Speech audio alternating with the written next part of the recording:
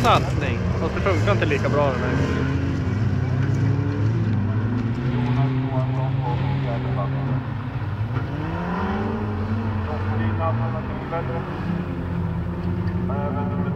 Han har kört alla hit med den där gröna.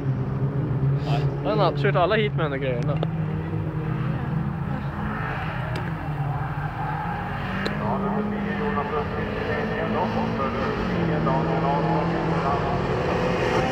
Kom igen med Daniel.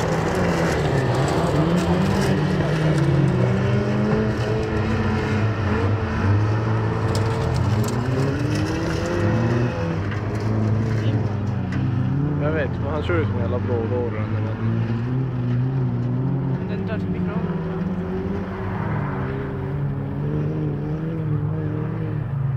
Det går lite fortare.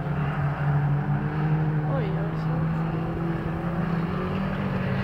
Då kör vi ett varv av. Jonas och Daniel.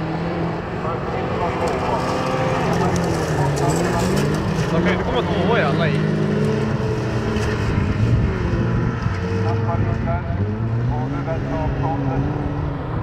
Man måste gå in i alternativ och så.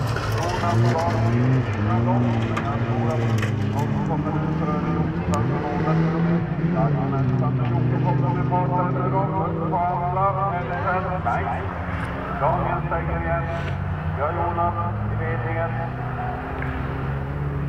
Mot sin andra insteg idag. Nummer 10 Jonas Östling på alla platser. 9 Daniel Larsson. Tredje plats Jocke Nilsson.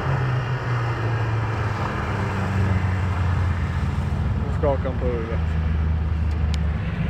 Och så har vi även Jonas på fjärde plats. Det gick åt helvete. Då har vi klarat av alla.